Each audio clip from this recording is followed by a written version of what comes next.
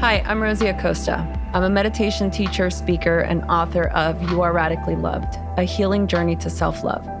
Look, I grew up in East Los Angeles during the '92 LA riots, and it set me on a troubled path. I didn't grow up with mentors in my life, so I turned to reading as many books as I possibly could to learn about the purpose of life. In my journey, I found that having these conversations gave me life, and I decided I wanted to create a place where I could share these conversations with my community. So come have a sit with me as we learn about, well, everything.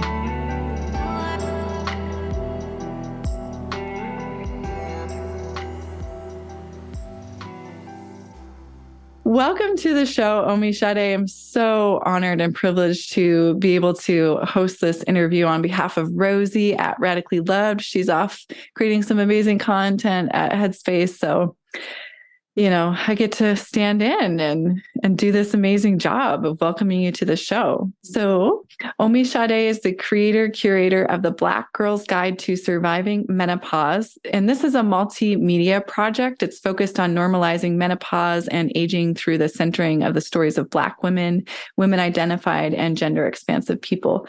And so I'd love for you to expound upon this, Omisade, but I know you have a podcast, which is called The Black Girl's Guide to Surviving Menopause. And you also have this really cool deck of Say More cards, which was a collaboration, right, that you did? Yes. Can we start with the Say More cards? Because I was, perks of the job, I gifted this amazing deck. And as I have just been exploring and preparing for this interview, I think it's so cool how it's what is the word? Categorized into 4 different elements: earth, water, air, fire, and these prompts, these writing prompts. I'd love to hear you talk about this collaboration and what inspired it. Yeah. And thank you so much for having me, Tessa. I started the Black Girl's Guide as a part of a sabbatical from social justice work back in 2019. And I guess some point, midpoint into the season, or maybe it was at the end of the first season, Kendra reached out. And, as a new podcaster, let me just truth in advertising. I had no intention of this being what it is now. I just thought this was going to be kind of a creative project for myself while I was on sabbatical, and that I would have an opportunity to talk to people who mean something to me about their experiences. And I would then roll back into some other social justice organization and continue to work. But that is not what the universe had in store for me. And so initially I was contacted by Kendra because they wanted to purchase pre-roll and mid-roll. I had no idea what they were talking about. But, when you are in your early 50s and you're starting something and you appear to be in charge, you cannot come clean that you don't know what you're talking about. So they sent me an email and they were like, we really like your format. We love what you're addressing. We are Kendra. We are a lifestyle femtech company that provides supplements and lotions and lubricants for midlife women, menopausal women. And we would love to purchase at advertising time. And I was like, let me get back to you with my rate, because I had no idea what they were talking about at all. So, Google is our friend. And I got on Google. I was like, what is a pre-roll? What is a mid-roll? How do you determine an appropriate price rate or price point for pre-roll, mid-roll, or whatever? And I came up with this kind of bizarre, really random number. I was like, whatever, and gave it to them. And they immediately said yes, which lets me know that I lowballed myself that first time. And we started our relationship from there. And it was a combination of things that made that partnership continue to this day. One, they were very thoughtful in their approach to me. They were very thoughtful and respectful of our platform and the fact that we unapologetically center the stories of Black women identified, Black gender expansive people. They also wanted to know more about me and my journey and who I am.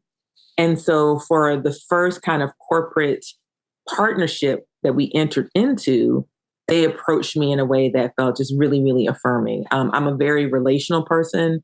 I have been engaged in social justice work since I was 27 years old. So I'm driven by an ethos. I'm driven by my values. And so if you dangle money in front of me and your ethos is grimy and your values are trash, I'm not working with you. And I said that to them in no uncertain terms.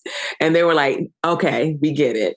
I said, it is very important for you to respect me and not to invisibilize me in this partnership. And they were like, got it. So last fall, this time, it's been a year ago, actually, this month, they reached out to me again and said, Omi, we would really love to partner with you on creating some kind of collective merch. And I said, well, I'm not actually interested in another t-shirt living in the world or another sweatshirt living in the world. We have merch. It's doing okay. Sometimes people buy it, sometimes people don't. I'm really not that wedded to it. It's not that deep. I said, but I would like to be intentional about creating something that could be of service to this growing menopause landscape and ecosystem to help people have conversations. Because some people just don't even know where to begin. It's just such a hard conversation for so many reasons. You can't assume why it's going to be hard for a person.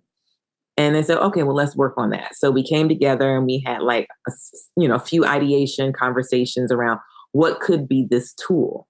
And I'm a person who has a pretty consistent practice with tarot and oracle cards and angel cards. And so I said, I would like for this to be something that people could fold into their day. So if they have a meditation practice, if they have a tarot practice, if they have an oracle card or angel card practice, this could become a part of the complement of decks that they work with on an individual basis.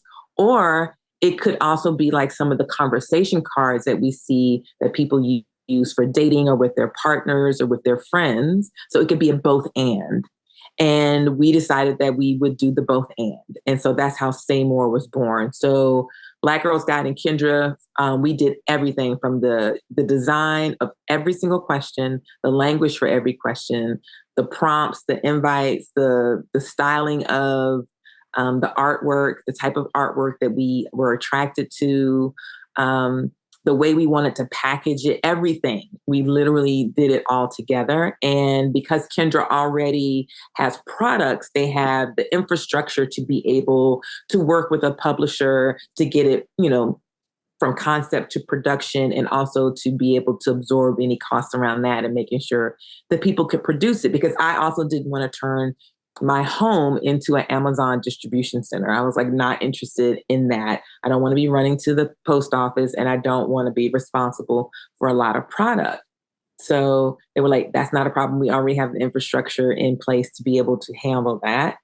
And we came up with a price point. We wanted it to be affordable.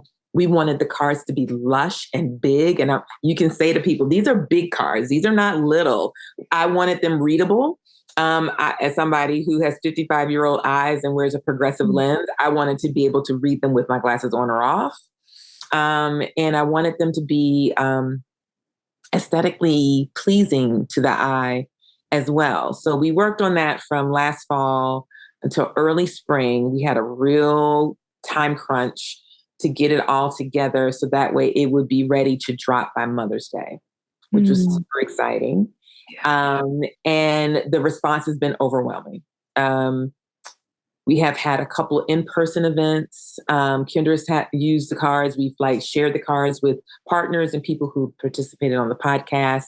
We had our first in-person event back in June where we had a very small group of intergenerational African-American women here in Durham, North Carolina, where I live. And we introduced the deck to them in early June, and everybody got a deck, and that was amazing. And then we recently co-hosted a virtual intergenerational event with our local NPR station, WUNC, with the Embodied podcast. And we did a similar thing where we just kind of walked people through how to use the deck. We also realized that not everybody has a journaling practice and might need some support. So we created an open source toolkit that's called the Cartographer's Guide to the Say More deck. And it's essentially helping people wayfind with the deck, right? So it's if you're going to walk this journey with this deck, How do you identify what type of journaler are you? Are you a brand new person to a journaling practice? Are you consider yourself an OG, like you've been journaling for quite some time? We make suggestions around how you can develop your journaling practice. We take liberties of combining certain elements to offer people an opportunity to dive into a deeper complexity of the questions. We came up with a reading list that matches up with the complement of the elements. We have a playlist of music that you can listen to. Nice. And we also tethered certain podcast episodes to those elemental combinations. You know, my past life, like one of the first things I ever did when I started working in social justice, I was part of a leadership program, and we did trainings, and always creating curriculum, creating trainings, learning about different kind of pedagogy. We learned about Paulo Freire's pedagogy of the oppressed. We learned about popular education models. And so in my heart, I'm a trainer and a facilitator. I love training. So we just kind of baked that into the deck to make it not feel like it's a training, but to feel like, oh, this is really accessible. They're making it really easy for me to use it. And it's fun, and it's lovely, and it's thoughtful, and it resonates, I hope. Yeah. Oh, it sure does. Yeah. And there's actually one card that, because I've had a chance to spend some time with these cards, and there's one that keeps jumping out at me. And I have a regular tarot practice and journal practice too. And as I was looking forward to this interview, I was like, oh, I want to ask Omisade what her answer is to this, if you don't mind. Go for it. And it's from the element of air. And the question is, what do you look forward to most as you age? That's one of my favorite questions. I picked that question comes up for me quite often. I feel like I live a lot in the air element and in the earth element. And that's interesting because today the tarot card that came up for me was the Four of Pentacles. I really look forward to the learning that I continue to get to do. I have moved into a creative identity that I wasn't always comfortable with. I felt like I would tuck it into my work, you know? So it was like a very easy way for me to be creative without putting myself out there as a creative. So that way, if I wasn't legitimately showing up with a creative identity in a way that people could say was legible to them, and that they could say, oh, she's a performer, she's a visual artist, she's a storyteller, she's whatever, that I could hide behind, well, I tucked my creative identity into my training responsibility, or into my political education responsibility, or into my advocacy responsibility. It'd be a nice mask for me to hide behind. And I think that as I've gotten older, that has fallen away, where I kind of stand barefaced as a creative. And I'm learning so much about my creative shape. I'm learning about what I'm called to. I'm learning about my aesthetic. I'm also learning about what I don't know, and my ability to be in a place of curiosity around that without shame or judgment, and feeling like, how could you not know what that thing is? Or how could you not know how to do that? Because it's not possible for you to know how to do everything or know everything. I also think that as I've gotten older, I really look forward to the continuing kind of shedding and unlearning of negative messages, trauma, emotional harm, assumptions I made around who I need to be loved and safe. And I think that as I move more fully, I'll be 56 next year. So as I move into this like transition from my mid 50s to my late 50s, I am continuing to shed those things. And to shed those things, sometimes it's not easy. That leads me back to my childhood. It leads me back to my origin story. And so how I can like return to those places from a place of compassion and kindness, first for myself, certainly for my parents. I adored my parents. My parents are both ancestors. And so it feels a little not okay to interrogate them post-mortem around who I am, but they made me who I am. And so to be able to be more curious about who they are and their upbringing and how that translated to how they raised myself and my siblings has been a huge gift. Um, as I get older, I continue to look forward to my parents are very active ancestors. I grew up in a blended family. And so my mother and my father and my stepdad are very active ancestors and are continuing to like reveal parts of themselves to me since they've been gone that like helps me go, oh, that makes sense. I get it. Oh, I didn't know that. New information has even been revealed to me since the pandemic that has absolutely helped me understand my mother in a way that I don't know if she ever would have revealed that to me um, as a person, in her living life. But it just seems like it was so much easier for that information, that revelation to be shared as an ancestor and for there still to be love there and still to be healing available. So I really love what's unfolding and what's shedding away. Oh, that's such a beautiful answer. I love that invitation to think about those that are not here in physical form in this way of still learning from them and receiving downloads and information from them. Absolutely. Kind of like watching over us. I love that. Always, always. Next week is my mother's 24th Ascension anniversary. It's also my father's heavenly birthday. So November tends to perennially be a tender time, sometimes more tender than others, because grief is what it is. And I'm feeling very present to them around me this time of year, but I don't feel a sadness like I have felt in years past. But I definitely feel the potency of their love for me. That's so precious. I love that. Mm. I'd love to. Well, you mentioned origin story a few times, and I do. I have so many questions around the topic of menopause. But before we go there, I'd like to hear more about your origin story. Sure. So I am a seventh generation North Carolinian, which means a lot to be able to say that as a Black Southern woman, because we've been separated from so much of our ancestry and our history that it's kind of limiting how far back you can go.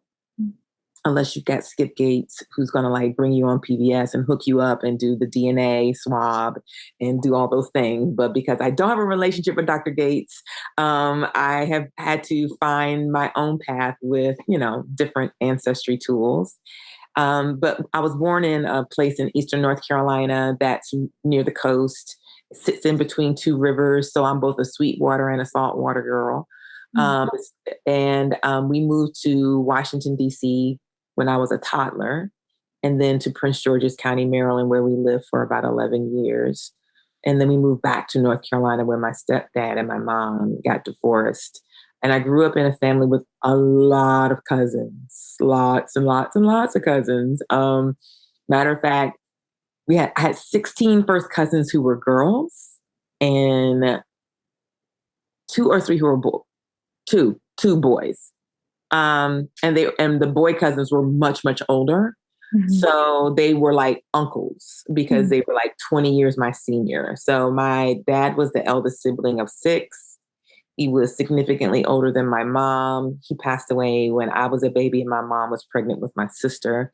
And then my mom remarried our stepdad who adopted us. And so we've got this huge blended family, gaggles of cousins. Summers were just full of like brown legs and lots of hair and mosquitoes and foot races and scary stories and mischief.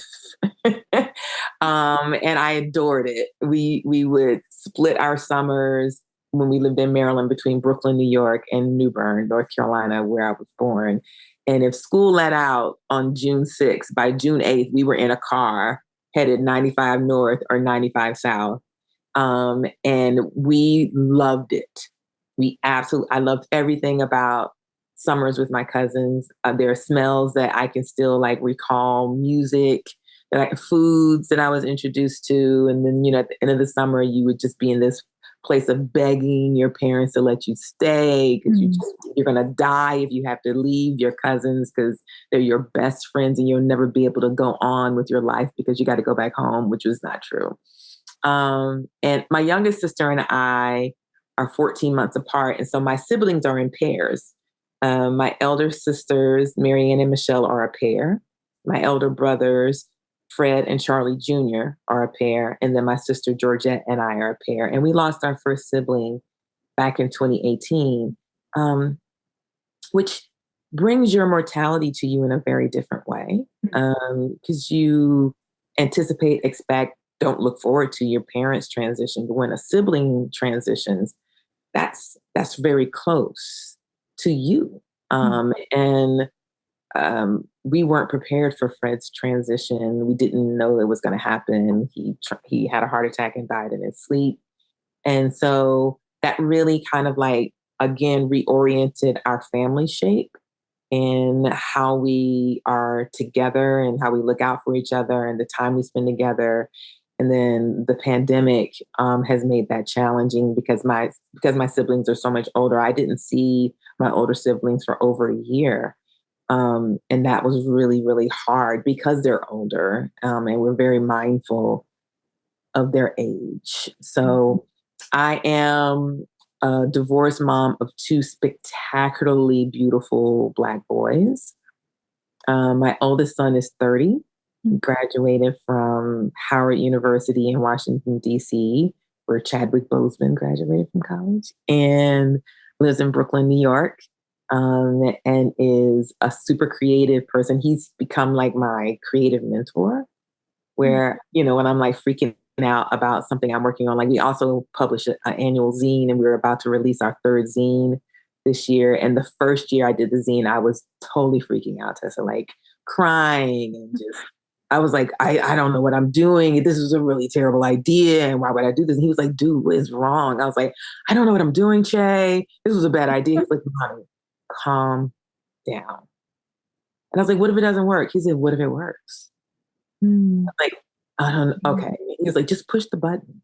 Said, if I push the button and it doesn't work, if you push the button and it doesn't work, then we'll figure out why it didn't work. Like, you're not going to destroy anything.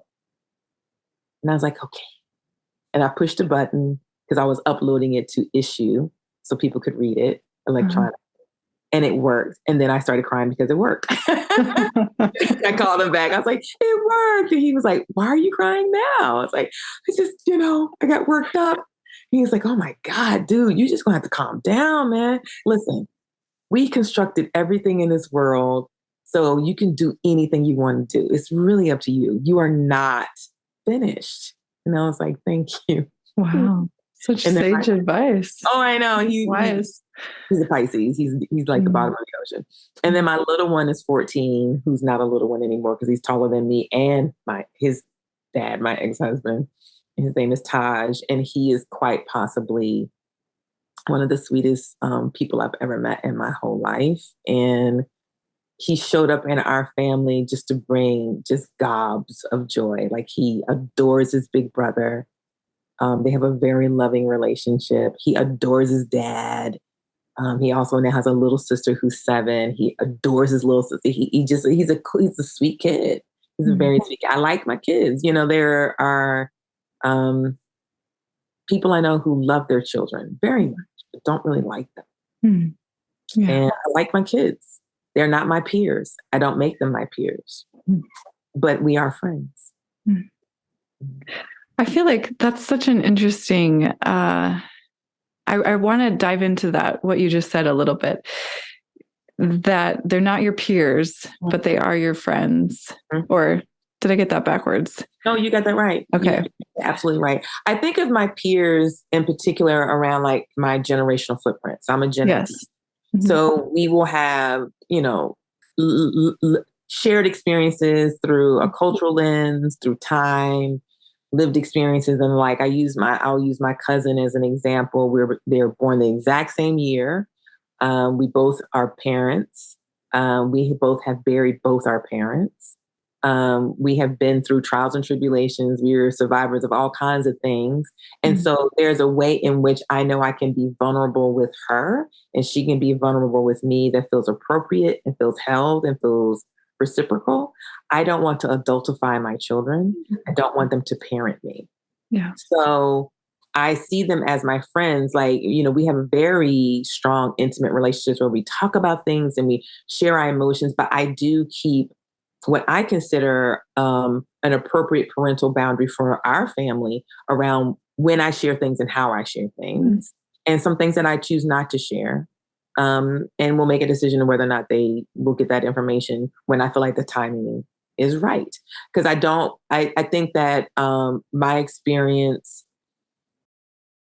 doing social justice work makes me really keen on the fact that Black children are adultified way too soon. Their innocence, their bodily autonomy, their ability to engage in consensual relationships with people is stripped from them really, really young. And Black boys are adultified and dehumanized, and people find them frightening very, very young. And so inside of our home, I am not trying to replicate a carceral system. I'm not trying to replicate a system where my boys feel like they have to be a man before they are actually an adult, or where they feel like they have to parent me or caretake me, which then again adultifies them or parentifies them in a way where they are stripped from their childhood. And I think that both of the boys were able to, because of the co-parenting relationships I have with their fathers and this intentional community of people that we have really sweet relationships with, they've been able to be kids in a place that's not always safe for us. Mm-hmm. Yeah. Thank you for saying that. I think that's such an important distinction to make and also to clarify. I mean, parenting is not an easy job, but I commend you for drawing that line and being aware of it in the first place. So I would like to talk a little bit more in depth about menopause. I'll start a little bit bigger and then we can zoom in. Okay. My first topic I want to address is, having gone through menopause, what did you wish you knew about it before going through it? Oh, I definitely wish I knew that menopause was a spectrum that has a beginning, middle, and end. And inside of that beginning, middle, and end, there is also a spectrum that exists in that. It's almost like the mathematics of menopause. One of my favorite things to say to Taj when he was a little boy, I said, "Do you know how many numbers there are between 0 and 1?" And he was like, "No." I said, "Infinite." He was like, "That's crazy." I was like, "I know." So you can pretty much bank on the fact that there are infinite possibilities in the world, right? And he's like, "Sure." Menopause is kind of like this fractal mathematical equation where it's like there's the perimenopausal phase, but inside of perimenopause, there is an early, a middle, and an end that's very dynamic. The beginning might be not clear or be wholly invisible. You don't even know you're perimenopausal until you're done. And then the menopause phase, like there's so much, I think of menopause for me as being three things: being physical, cultural, and social political. And the physical aspects of it is literally your 12 months cycle free and the reduction in the change in your hormones and no longer releasing eggs and all those things. And those things are very, very dynamic in how they happen. And then I am a postmenopausal person. I haven't had a menstrual cycle since 2013. My hormones are still fluctuating. My hormones are still shifting and navigating. I'm still settling into my postmenopausal body. So even though I no longer menstruate and haven't menstruated for almost 10 years, the way that hormones bathe your body, your entire body, your brain, your eyes, your hair, your teeth, your whole endocrine system, your uterus, everything. It stands to reason that even though I stop releasing eggs, as my hormones are still settling into this postmenopausal truth, I'm still shape shifting. I'm still settling into my postmenopausal shape. So I wish I knew that. My mother was a registered nurse. And so growing up, I felt like my younger sister and I got quite a bit of information about our periods. Like what to expect about your period. You know, we were also growing up in the 70s. And so there were like tons of books in our house around our bodies, and like graphic novels and comics and pamphlets and things like that. I don't recall ever seeing a pamphlet or a book or a graphic novel in our house around menopause. Mm-hmm. And if there was one, I wonder if my mother would have shared that with us if she felt like that was a little premature. You don't need to know that. You'll learn about that when you need to. And I'm of the mindset now that when you start talking to your children about their bodies, that you do talk about things in an age appropriate way and in a timely way, but it's okay to give people a big picture. Like, your body's going to change your entire life. Mm-hmm. From the moment you're born to the moment you transition, your body's changing. And all along this journey of your body changing, your body is going to give you information around what it needs to be healthy, mm-hmm. what it needs to be safe, what it needs to be whole. And I think of menopause as one of the many liminal experiences we have as human beings who have uteruses and ovaries. And I think that, you know, your body kind of has like this built-in navigational system that kind of gets activated, and then it gets rebooted and rebooted and rebooted, and then it just powers down. And I think that menopause certainly is like a real hard reset on your body that people are frightened of, because we associate menopause with aging. It's conflated with aging. Sometimes it happens chronologically or naturally. I put air quotes up. And sometimes it is activated earlier because of medical reasons, or because a person has decided that they want to take gender affirming hormones or have gender affirming surgery. And so that will then kind of catapult them into a menopause shape that they didn't anticipate or didn't understand fully that that's what's going to happen as well. And you deserve more information. Like, you deserve more accurate, timely information around what's going to happen. But we are frightened of aging because we are frightened of death. Mm-hmm. And so I've had quite a few people who reach out to us through our platform who are like, thank you for making this conversation accessible and not scary. Yeah. Thank you. Yeah, likewise. You're welcome. You know, it's like, I don't want you to be frightened, but I understand why you are. Mm-hmm. And as somebody who also has worked as a birth doula and a death doula, like, when your body is doing something that is made to do, but is uniquely your experience, you know, you get to a place where the person can't do it for you. You can provide support, you can provide information, you can provide tools, but ultimately that person's body is going to do what it's made to do. Yeah. Well, I in my circle of peers and friends, I think many of us are going through stages of perimenopause. And I don't know that if it's even important to say, it's been clinically proven that we're going through perimenopause, but it just seems like this is something that's happening. And when I first started to have this conversation or have this realization, it was scary for me. And I think for others too. And I think and I think you're right about, it means death, but also like there's all kinds of these scary statistics about what it means. And you include some in the Say More. It's like our little guidebook to the cards. I mean, hot flashes, vaginal dryness, low libido, dry skin, trouble sleeping, stress. I mean, that's scary too, right? So I think my question is, are these kind of like myths? Are they actual symptoms? Are they things that we may or may not experience? Or are they things to even be scared of? How do we navigate these symptoms? Right. Well, there are actually over 50 physical symptoms that a person can physically or a person can experience with menopause. Some of them are the more traditional vasomotor symptoms, which is what hot flashes and night sweats and brain fog falls under. And there's a lot of documentation that this is a physiological truth. But the degree to which a person experiences them is very unique to that individual. And it's also very unique to who you are in the context of where you live in the world and your identities. Mm-hmm. So as a Black woman, I've been doing a lot of research around the experiences of Black people with uteruses and ovaries and how they experience menopause. And there's so much information out there about us experiencing it earlier. Like perimenopause, the onset of perimenopause comes on earlier and the symptoms are more intense and it lasts longer. And my question is always, well, why? Why is that? And I think that most of us who live in the United States, Western cultures, we're a little hyperfixated on youth, right? Like staying forever young, right? We're looking for the fountain of youth, or we've been told that the fountain of youth is the thing that makes you valuable.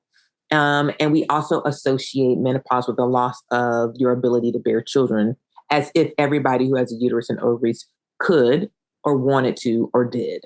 So there's, that's again, I think when we're thinking about these larger systems that flood our culture with messages, it's very important for us to unpack those things. So racism and white supremacy is really intense. And certainly Black women have really abysmal experiences with the medical industrial complex. It is super challenging.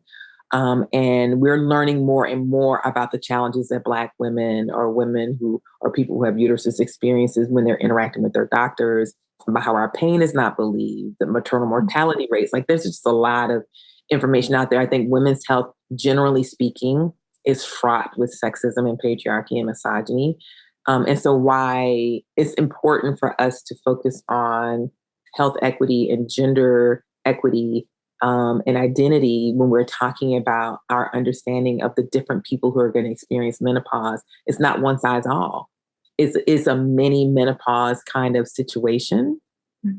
And so we don't want to frighten people, but we want to be honest. We don't want to give people the idea that, oh, it's all going to be amazing and you're going to be fine. It's going to be great. And it's not going to be a big deal, because that may not be true for that person.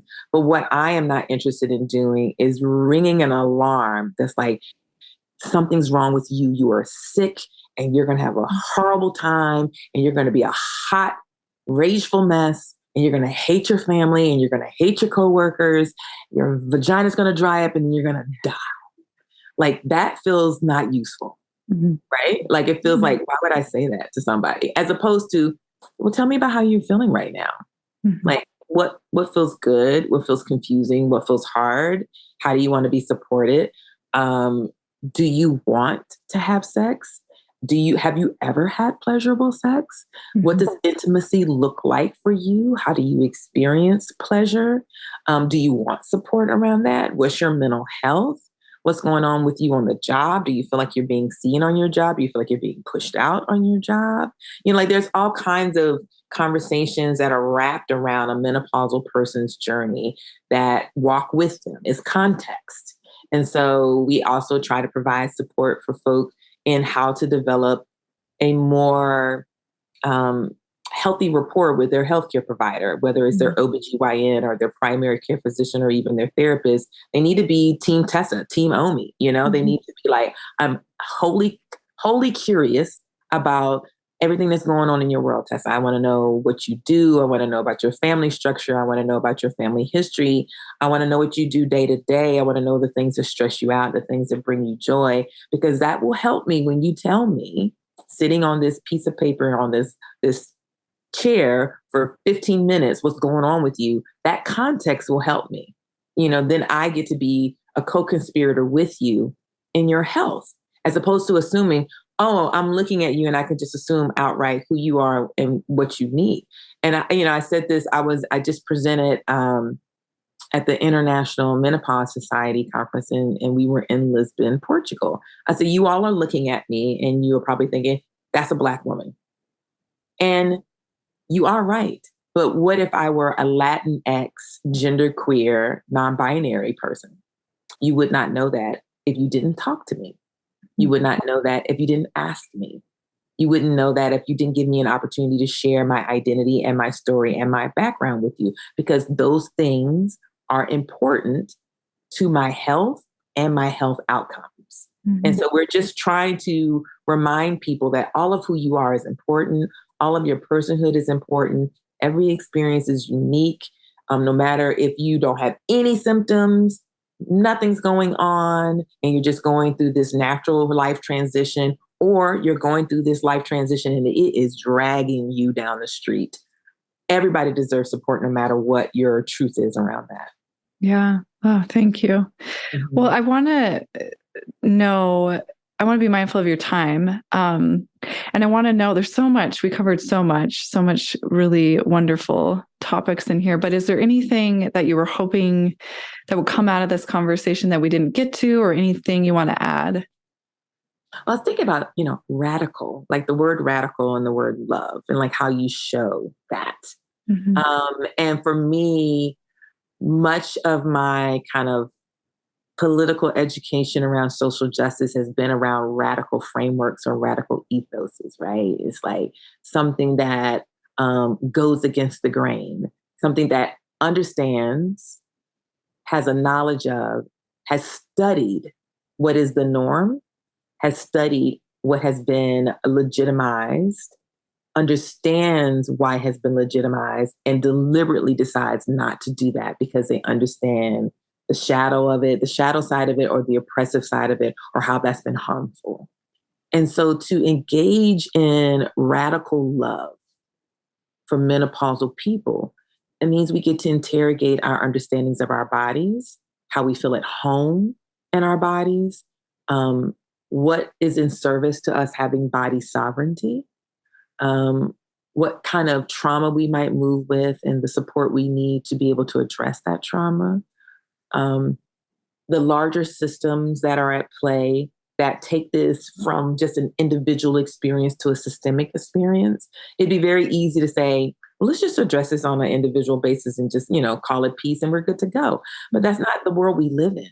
So much of the world that we live in, we know that, again, is fractals. What is you experience at the smallest level is also happening at the largest level. And so if I move in the world as a Black, seventh generation, cis hetero woman, and I'm very clear about my intersectional identities, I also know that at some point I'm going to be combating or privileged by certain systems. And I think it's always important to overlay that onto this normalization of conversations about menopause for the community that we create, so that it is inclusive and expansive and that we're not further marginalizing people. And so that you also are humbled. I think it's important for me to show up in spaces with the Black Girls Guide and with the community we're created from a place of humility, and knowing that I'm always going to learn something new about the human experience and learn something new about how people are moving in the world, and not assume, I've been doing this thing for almost 30 years. I've seen it and done it all. No, I have not. No, I have not. And every time I think I have, the universe is like, check this out. I got something new for you. And you're just like, what? What is that? So I think it's really important for us to remember we're all deserving of our personhoods being fully and respected. I love that, Rosie. I know Rosie's going to love that as well. Thank you so much for considering radically loved and what it means to you. That's often a question she'll ask at the very end of the podcast. So you just intuited that and answered it. Where can people go to find you and connect with you?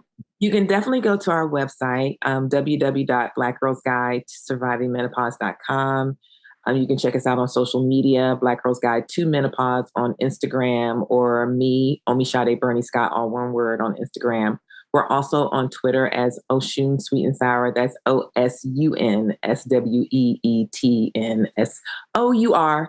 Because that was like my first handle and I haven't changed it. And I don't know if I'm going to change it. I don't know if I'm going to stay on Twitter either. So this may be all for naught, but I will lift that out there. We're ending the 4th season of the podcast. So we're getting ready to drop a recap next week. And we're also dropping our next annual zine, Messages from the Menopausal Multiverse, the Lore of the Aged, where we explore 4 folkloric tales of women in aging from around the world, from their voices, not from the folklore. Yeah, we give them their voice back. That's amazing. Oh, thank you so much for showing up and doing this work and sharing it with us. I'm so glad you're in the deck, Tessa. Yeah, I love it. Thank you. It's such a beautiful gift. And I love that it was ready for Mother's Day. And these are kind of conversations I love to have with my mom too.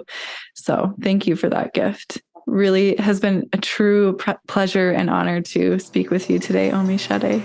All right. Thank you. Thank you so much for listening to the Radically Loved podcast. Please remember to subscribe, rate, and review wherever you get your podcast, and follow us on Facebook at Radically Loved Rosie, on Instagram at Rosie Acosta, and Twitter at Rosie Acosta. By the way, this is original music by DJ Taz Rashid. You can follow DJ Taz on Spotify and check out the best music for yoga and meditation. This has been a Mod Pod Studio production. Check them out at www.modpodstudio.com.